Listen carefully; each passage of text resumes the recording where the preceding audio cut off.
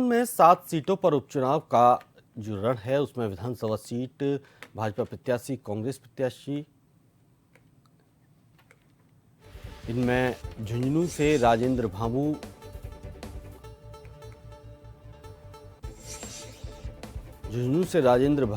भामू है भाजपा के, तो अमित ओला कांग्रेस से, रामगढ़ से हैं देवली उनियारा से राजेंद्र गुर्जर, केसी मीणा कांग्रेस से,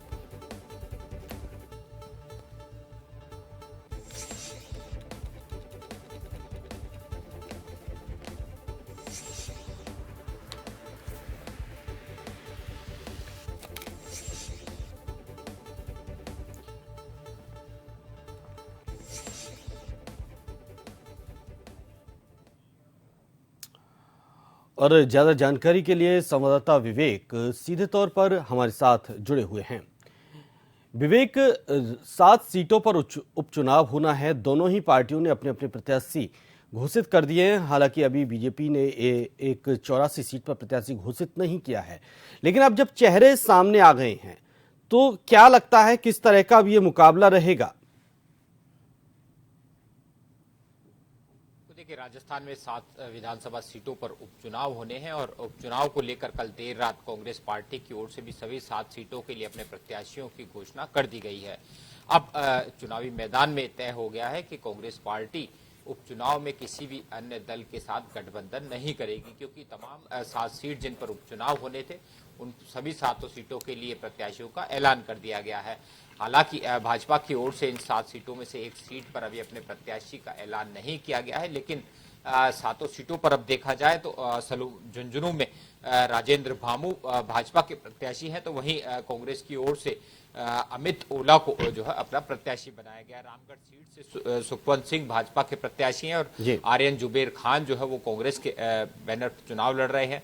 दौसा पे जगमोहन मीणा जो भाजपा के कद्दावर नेता है और प्रदेश में मंत्री किरोड़लाल मीणा के भाई हैं, वो चुनावी मैदान में है। तो वहीं जो डीडी बैरवा जो है वो कांग्रेस की ओर से प्रत्याशी बनाए गए हैं। देवली उनियारा में राजेंद्र गुर्जर भाजपा प्रत्याशी है, कांग्रेस की ओर से केसी मीणा को उम्मीदवार बनाया गया है। खींवसर से रेवंत राम डागा को भाजपा ने अपना उम्मीदवार बनाया है। तो वहीं रतन चौधरी, सवाई सिंह चौधरी जो पूर्व आईपीएस रहे हैं, उनकी पत्नी पर इस बार दाव जो है वो कांग्रेस पार्टी ने खेला है।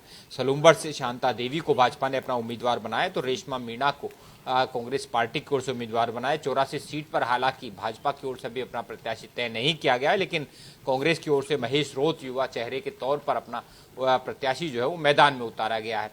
तो कुल मिलाकर चुनावी बिसात जो है वो बिस्ती हुई पूरी तरह नजर आ गई है। अब मुख्यमंत्री भजनलाल शर्मा भी आज तमाम भाजपा प्रत्याशियों के नामांकन कार्यक्रम में शामिल होंगे और जनसभाओं को संबोधित करेंगे। मुख्यमंत्री भजनलाल शर्मा झुंझुनू, रामगढ़, दौसा और उनियारा में अपनी जनसभाओं को संबोधित करेंगे।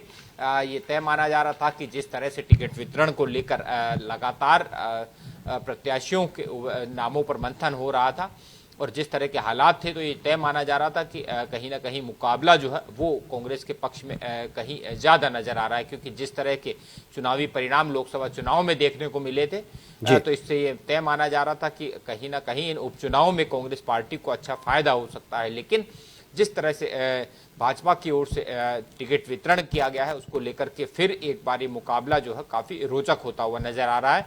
हालांकि कल कांग्रेस पार्टी ने भी अपने तमाम 7 उम्मीदवार घोषित कर दिए हैं, तो अब चुनावी काफी रोचक यहां पर नजर आ रहा है। हालांकि अब भी ये माना जा रहा है कि 7 सीटों में से 3 सीटों पर त्रिकोणीय संघर्ष हो सकता है, वो देखने को यहाँ पर मिल सकता है। आदिवासी बाहुल्य की सीटों पर भी खासा रोचक मुकाबला देखा जा सकता है, क्योंकि लगातार देखने में आया है कि भाजपा और कांग्रेस के अलावा तीसरा दल जो है वो आदिवासी इलाकों में कहीं ना कहीं आगे बढ़ता हुआ नजर आ रहा है। तो अब आरएलपी पर भी तमाम तस्वीरें सभी के नजरें टिकी हुई है कि आरएलपी जो है खींवसर क्या उसका आगे स्टैंड रहता है, क्या कांग्रेस के जो प्रत्याशी हैं उनके समर्थन में वो नजर आएंगे या फिर उनके खिलाफ अपने प्रत्याशी जो है वो खड़े करते हुए नजर आएंगे। क्योंकि इससे पहले विधानसभा चुनाव में देखा गया था कि कांग्रेस पार्टी ने आरएलपी जो है कहीं ना कहीं उसको खासा समर्थन दिया था और उसके लिए सीट भी छोड़ दी थी। लेकिन इस बार 7 विधानसभा के उपचुनाव वाली सीटों पर कांग्रेस ने अपने प्रत्याशी खड़े कर दिए हैं। तो तो ऐसे में ये रोचक मुकाबला अब 7 सीटों पर देखने को मिलेगा। लेकिन इन 7 सीटों पर तमाम जो चुनाव परिणाम होंगे वो ये तय करेंगे कि क्या भाजपा की जो सरकार है उसका अब तक का जो कार्यकाल प्रदेश में रहा है उससे किस तरह से उसका जो है एक सकारात्मक संदेश जो है जनता के बीच गया है। क्या भाजपा अपने कार्यकाल में जनता को संतुष्ट करने में कामयाब रह पाई है, या फिर कांग्रेस पार्टी जो है वो सरकार के कामकाज को लेकर उसकी जो विफलताएं इस सरकार के दौरान, इस कार्यकाल के दौरान रही है, या फिर कई ऐसे मुद्दे जो कांग्रेस पार्टी लगातार जनता को लेकर उठाती आई है, पूर्व सरकार की योजनाओं को लेकर के जो सरकार पर हमला बोला गया था, ऐसे तमाम मुद्दों को लेकर के कांग्रेस जो है वो सरकार पर हमलावर पूरी तरह से हमलावर दिखेगी। तो बिल्कुल बिल्कुल विवेक ऐसा माना जाता है कि जो सत्ता धारी दल होता है उपचुनावों में जीत उसी की तय मानी जाती है, लेकिन यहां अब मुकाबला काफी दिलचस्प होता दिख रहा है, त्रिकोणीय भी होता दिख रहा है। हालांकि पहले यही माना जा रहा था कि ये सीटें, इनमें से ज्यादातर सीटें कांग्रेस के खाते में जाएंगी, लेकिन अब देखने वाली बात होगी कि क्या होता है। बहरहाल बहुत बहुत शुक्रिया आपका तमाम जानकारी के लिए।